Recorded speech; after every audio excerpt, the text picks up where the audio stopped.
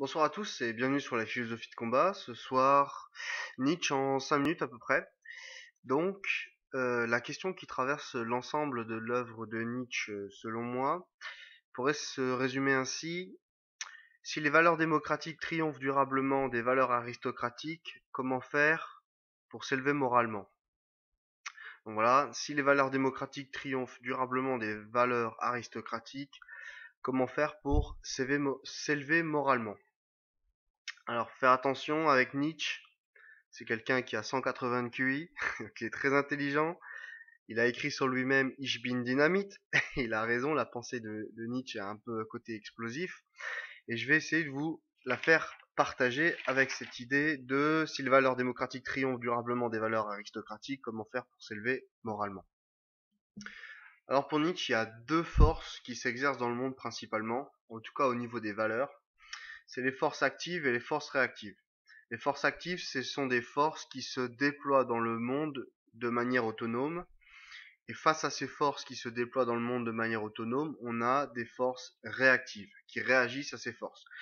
Donc les forces actives qui se déploient dans le monde, ce sont les forces de courage, d'audace, de prescription, c'est-à-dire ce sont des gens qui font les définitions, qui disent ce qui est bien et mal, qui disent comment il faut faire ci ou comment il faut faire ça. Bref, ce sont les forces actives qui se déploient dans le monde, qui donnent des règles, etc. Ce sont par exemple les règles qui sont données par les basileus, les rois, les génies, les grands artistes, les grands savants. C'est eux qui disent comment se passe le monde, et ce sont des forces actives. Face à ça, il y a les forces réactives qui vont réagir face à ces forces-là, qui sont les forces critiques, de la jalousie, les forces envieuses, bref, toutes les forces qui sont, encore une fois, selon Nietzsche, tout ce qu'il va appeler les valeurs démocratiques. Alors attention, on ne parle pas de la démocratie comme un système politique, on parle d'un système de valeurs.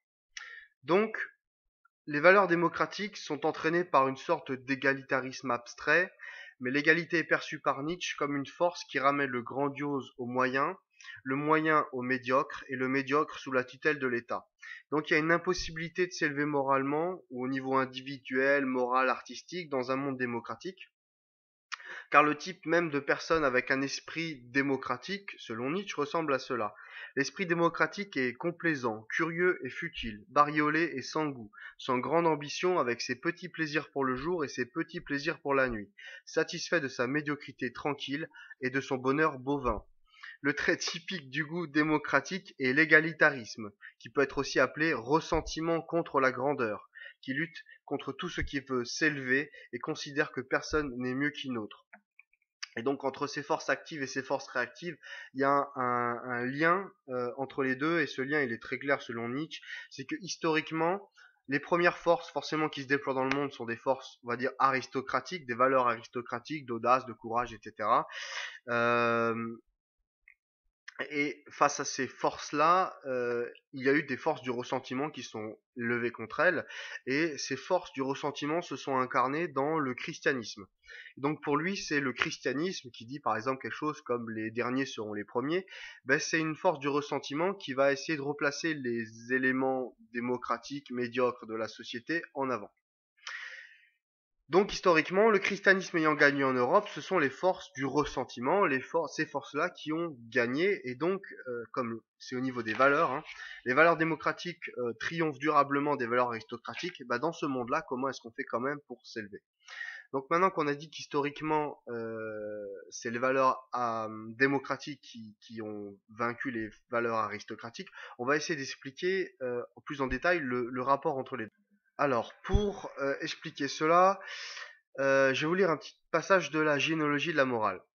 Comme si la santé, la robustesse, la force, la fierté, le sentiment de la puissance étaient simplement des vices qu'il faudrait expier, amèrement expier.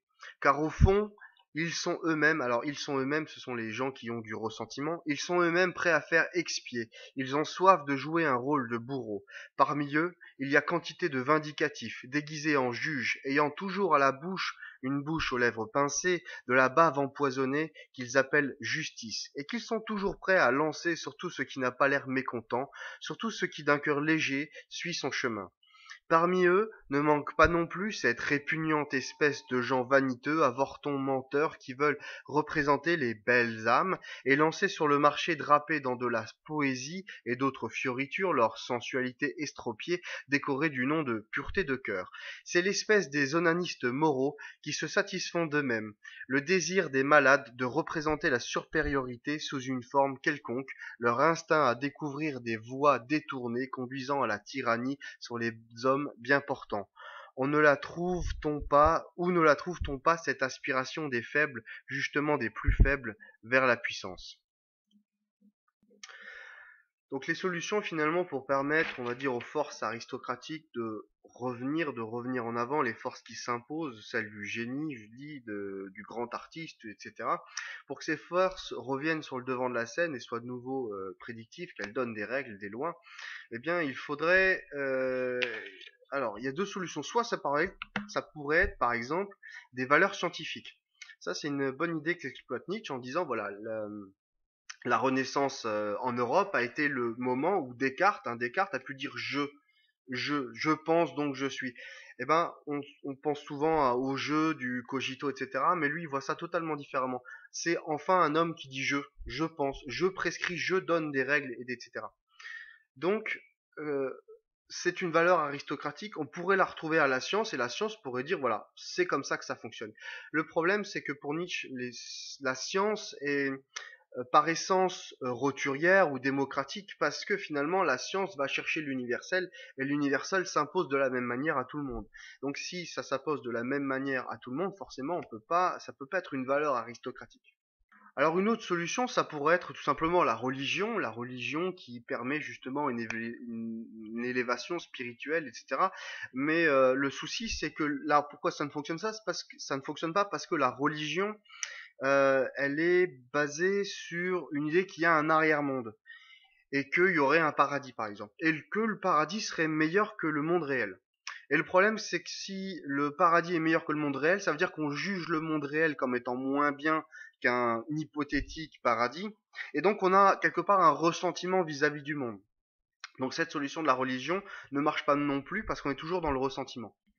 Alors pourquoi pas la guerre? Tiens, pourquoi pas s'entretuer comme solution de développer des forces aristocratiques, mais là aussi ça ne marche pas parce que la guerre doit se faire contre quelqu'un d'autre et contre quelqu'un d'autre, donc il faut, pour pouvoir aller tuer l'autre clairement dans son pays, il faut avoir un certain ressentiment pour ça et ça ne peut pas amener à l'aspiration de grandeur, ça ne peut pas permettre d'imposer des valeurs. En tout cas, c'était comme ça que ça fonctionnait dans l'Antiquité, mais de nos jours, ce qui veut Nietzsche, c'est réévaluer les valeurs pour en faire des valeurs plus saines et donc revenir à l'Antiquité où finalement on impose que un certain nombre de valeurs et notamment on les impose par le militaire, ça ne peut pas non plus fonctionner.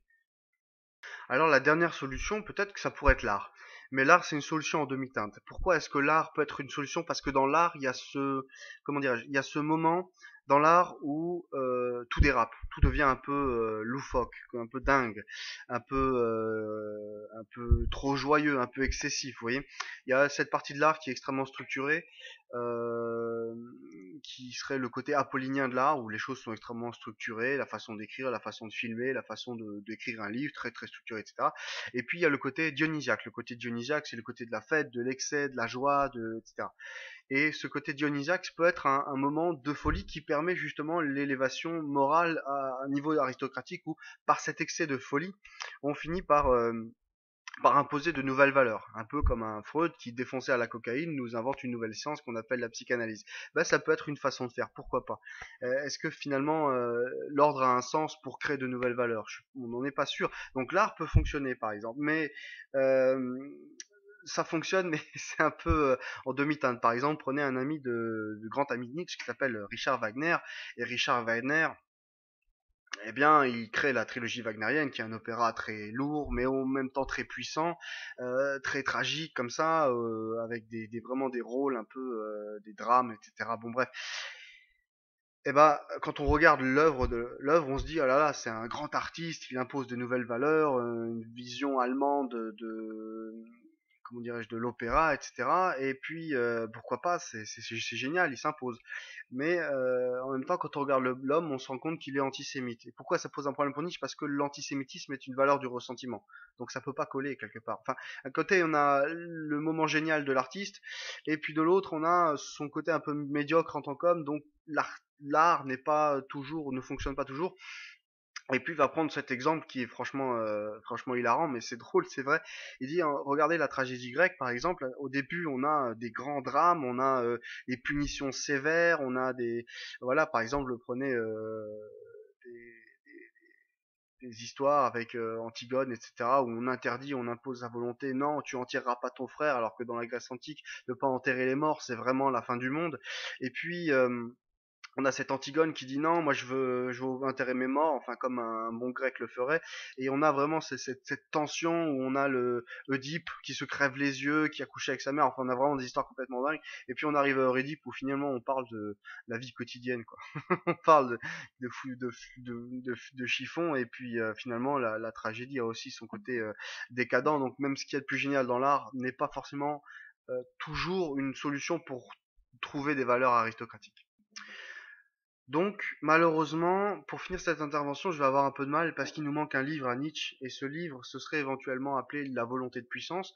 Ce livre existe, mais ce livre est un faux qui est fabriqué par sa sœur pour plaire au régime nazi, en fait. Parce qu'elle avait des sympathies pour le régime nazi, et comme elle voulait absolument leur plaire, elle a trafiqué les notes de son frère, de Nietzsche, Friedrich Nietzsche, et les a apportées aux dignitaires du régime pour justement en faire un grand penseur théoricien du nazisme.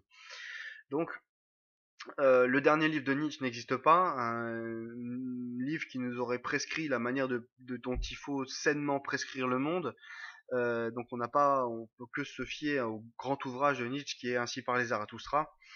Donc je vous dirais tout simplement, pour avoir des valeurs démocratiques ou aristocratiques, tout ça pour avoir justement des valeurs saines, qu'elles soient d'ailleurs démocratiques ou aristocratiques, il faut pas être un mouton. Ça c'est clair, faut pas être non plus toujours anticonformiste, mais faut pas être un conformiste de A à Z. Faut pas être un nihiliste, faut pas y penser qu'il y a un ailleurs qui serait mieux que chez nous, que ça soit un pays lointain ou un arrière-monde ou peu importe où ça se trouve, ou la lune, il n'y a pas d'autre monde et il vaut mieux se contenter de celui-là. Ne pas être un décadent, c'est-à-dire ne pas rejeter sa volonté de puissance jusqu'à haïr le monde, ne pas non plus devenir trop mou et trop faible et sans énergie, sans aucune volonté, voilà. Ne pas être égoïste, parce que l'égoïsme finalement ne nous amène pas à avoir des valeurs saines, et le but c'est quand même d'avoir des valeurs saines, c'est pas non plus d'avoir n'importe quelle valeur. Donc l'égoïsme ou même le narcissisme ne sont pas des valeurs qu'on peut défendre. Et ne pas être un violent, parce qu'un violent, la violence qui est quand même un des traits caractéristiques de la, comment dirais-je, des valeurs aristocratiques, n'est pas non plus une bonne chose. Comme je l'ai dit, cherche à avoir des valeurs saines et on veut pas non plus tomber dans un excès qui serait de dire l'égoïsme, le narcissisme et la violence sont la solution. Non, non, c'est pas du tout à ça qu'on veut arriver non plus. Donc pour nous en sortir de toutes ces histoires que nous raconte Nietzsche, Nietzsche nous propose dans Ainsi par Zarathustra justement un sage d'un type assez particulier. C'est Zarathustra. Et Zarathustra, c'est un sage il a cette particularité de rire. Il peut rire. C'est un sage qui rit, le sage qui rit. Pourquoi je dis ça? Parce que c'est vrai que si vous regardez les sages, Socrate, surtout le Socrate de Platon, Platon, Aristote, saint Thomas d'Aquin, Jésus, enfin tous ces grands prophètes, on les imagine pas rigolos, on les imagine pas riants, s'amusant, aimant la vie en quelque sorte. Et justement Nietzsche nous propose cette personne qui est très sage, très ascétique, etc., mais qui aime la vie et qui rit. Et c'est vraiment marquant, c'est ce petit détail tout bête, mais c'est vrai que Zarathustra, c'est le sage qui rit. Pourquoi est-ce qu'il rit? Parce qu'il accepte le monde tel qu'il est. Il accepte le lion qui est lion. Il accepte l'aigle qui est aigle. Il accepte, etc., etc. Il accepte les choses telles qu'elles sont et pour ce qu'elles sont. Alors je dirais, si vous voulez trouver une valeur qui me semble nietzschéenne, qui subsume un peu ce que je suis en train de raconter, finalement, si vous voulez dans la vie des valeurs aristocratiques, vous imposer, etc., ou qui sont plus démocratiques, de dire ouais mais c'est pas bien, etc. L'important, je pense, c'est d'avoir quelque chose qui est compliqué à avoir finalement, qui est simple à dire mais très compliqué à mettre en œuvre. c'est la légèreté. La légèreté, à mon avis, c'est quand même la solution, avoir une pensée légère, un corps léger, si c'est possible, ce qui n'est pas mon cas, mais avoir une pensée légère, comme ça, solaire, rayonnante, vous voyez, quelque chose qui aime la vie, qui est léger, qui est innocent, qui a abandonné la notion de sens. La vie, finalement, n'a pas de sens, le monde n'a pas de sens, il n'y a pas de but, il n'y a pas de cause finale, il n'y a pas Dieu qui va revenir à un moment donné sur Terre pour dire les bons des méchants, il n'y a pas de etc. Donc c'est une sorte de flux, j'ose dire de flux héraclitien. Et donc il faut trouver par rapport à ce flux-là l'occasion dans sa vie de rire, d'aimer la vie, de jouir du monde, non pas comme un porc, mais comme, comme quelqu'un qui aime ce monde pour ce qu'il est, tout simplement. Il peut être cruel, il peut être dur, il peut être dur avec vous, il peut être, voilà, il peut aussi vous amener à être complètement dans le narcissisme délirant où vous imposez vos valeurs, mais c'est pas non plus sain non plus tout ça. Ce qui est sain, c'est d'aimer le monde tel qu'il est. Si justement votre destin est d'avoir un destin important, d'être un grand acteur, un grand ceci, je sais pas, un grand chef d'entreprise, etc., bah faites-le, réalisez-le avec une certaine légèreté, une certaine douceur. Et si dans le monde, votre portion de destin dans ce monde n'est pas bien intéressante à vivre, ça n'empêche pas de vivre une vie qui serait exaltante, intéressante, joyeuse, etc. Donc par-delà le bien et le mal, même de savoir ce qui est bien et le mal, sachez qu'il faut, pour Nietzsche, beaucoup de légèreté et il faut savoir aimer la vie. Alors pour terminer cette vidéo, je dirais tout simplement que des personnages nietzschéens, dans ce qu'ils ont vécu, dans ce qu'ils ont apporté au monde, ça pourrait être par exemple Louis XIV. Louis XIV est quelqu'un de très très très nietzschéen dans ses excès, avec les femmes, avec les guerres, avec tout ça. Et et à un moment donné dans sa vie justement, bah, il se repent un peu de tout ça vers, je sais plus, l'âge de 40 ans où finalement son royaume va mal. Et justement on a ces forces du ressentiment, ces prêtres qui lui disent voilà, la corruption s'est installée au sein du royaume de France et il faut justement que le roi devienne pieux pour que son royaume redevienne pieux et que etc. Alors qu'il avait quand même créé Versailles, et Versailles a été une vitrine de l'art de vivre à la française, donc quelque chose de très très important. Donc, vous voyez, c'est une façon de développer ce qu'on a en soi, qui fait que tout le monde voulait s'habiller comme Louis XIV, tout le monde voulait avoir la même mode que Louis XIV. Louis XIV était prescripteur de ce qu'il fallait faire, etc. Un autre personnage très nietzschéen, ça peut être tout simplement, alors dans un film qui s'appelle Le Fanfaron, un vieux film avec Vittorio Gassman, où justement Vittorio Gassman joue plus ou moins le rôle d'un dragueur, d'un séducteur, d'un mec qui vit de tout et de rien, qui a beaucoup de tchatch comme ça, qui arrête pas de parler, qui est super sympa, etc. Et ça, c'est une manière d'être nietzschéenne dans le sens où il vit sa vie sans écraser les autres, mais il vit sa vie d'une manière totalement joyeuse et totalement en accord avec le monde. Et puis un troisième exemple que je vous propose, ça pourrait être par exemple, vous savez, dans le film Fight Club, on a ce Tyler Durden, le fameux Tyler Durden de Fight Club, qui est un personnage totalement nietzschéen là pour le coup, parce que il est dans ses excès jusqu'au bout en fait. Même si, bon, je vous gâche pas le film, mais c'est vraiment un personnage nietzschéen dans le sens où il va dans tous ses excès, il a envie de faire quelque chose, il le fait, il a pas de limite, il est, voilà. Donc là aussi, il est totalement anarchiste dans le sens où, voilà, justement pour lui, le monde n'a pas de sens, autant détruire le peu de sens qui reste dans le monde, voilà. Donc c'est ces personnages-là, vous voyez, qui sont nietzschéens, qui sont à imposer leurs valeurs, leur façon d'être, leur style, etc., etc. Alors comme j'ai critiqué Marx, je vais peut-être un peu critiquer Nietzsche aussi. On peut déjà lui reprocher une chose très simple, c'est pas parce qu'on a des valeurs démocratiques d'égalité qu'on est forcément toujours dans l'égalitarisme abstrait, et on peut être égalitaire comme un De Gaulle qui l'est en disant voilà, il y a des gens qui tirent, il y a des gens qui se font tirer par les gens qui tirent la société en avant, et c'est pas forcément parce que ce sont des faibles ou ce sont des gens qui sont dans le ressentiment. Voilà, on peut être aussi euh, juste. On peut tout simplement être juste. Hein. On n'est pas forcément. C'est pas parce qu'on a des valeurs démocratiques d'égalité qu'on n'est pas tout simplement juste. Voilà. Quand on est né beau, riche, grand et fort, et qu'on avait plus de chances de réussir dans la vie, c'est normal qu'on ait un peu plus taxé ou un peu plus montré du doigt que ceux qui sont nés sans rien dans la vie. Donc finalement, on peut avoir des valeurs démocratiques et qui sont saines aussi, quoi. Tout simplement de certaines justices, quoi. Voilà. Deuxièmement, Nietzsche, il est tiré dans tous les sens, par tous les partis politiques, par tout le monde, etc. Alors, on peut faire un Nietzsche d'extrême droite. Et c'est vrai, c'est simple, il suffit de prendre quelques passages, par exemple, de la généalogie de la morale, où il va dire, voilà, il y a le grand guerrier blond allemand qui impose sa force et sa virilité germanique dans le monde. Et ça, si on prend ça quelques années plus tard et on met ça dans les mains d'Adolf Hitler, il va vous faire effectivement Nietzsche un théoricien du nazisme. Ça marche parce que malheureusement, comme il met un peu en avant, ou il donne un peu envie d'avoir des valeurs aristocratiques, de force, etc. Mais il y a aussi la violence et la cruauté qui vont avec, et il faut pas les oublier. Donc voilà, donc on peut faire un niche d'extrême droite. On peut faire un niche de droite aussi. Le niche de droite, ça serait le niche qui développe les notions, les valeurs de force, de courage, etc. Comme ce grand chef d'entreprise qui se lève tous les matins, qui travaille 14 heures par jour pour son entreprise, ou le petit artisan, ou même le paysan d'ailleurs, je sais pas, ou un Napoléon par exemple, qui sont des gens qui s'imposent dans le monde en proposant une vision du monde où ils vont mettre en avant leur peuple, leur nation, leur etc. Et ou un chef d'entreprise qui met en avant son entreprise, etc. Ce qui est bien normal, il faut quand même gagner sa vie. Et donc finalement, la vision Nietzsche peut être placée à droite dans le sens où bah effectivement elle est très critique envers les forces démocratiques, donc forcément c'est un salaud de droite. Et parce que voilà, mais bon, il faut aussi qu'une société soit tirée en avant par des génies, par des prescripteurs, etc., etc. Donc, et souvent, ces gens-là, on les place sur l'échiquier politique à droite. Bon, on peut faire un niche de droite qui met en avant les valeurs du chef si on veut.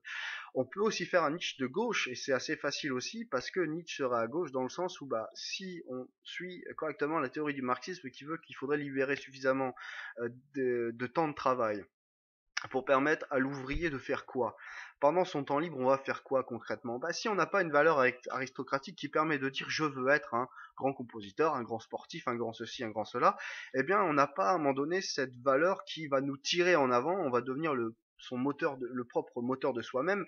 Et l'idée serait de dire, bah, il faut donner des valeurs aristocratiques au peuple, il faut donner des valeurs aristocratiques aux gens les plus humbles de la société, ceux qui seraient le plus facilement tentés par la médiocrité, la vengeance, la mesquinerie, etc.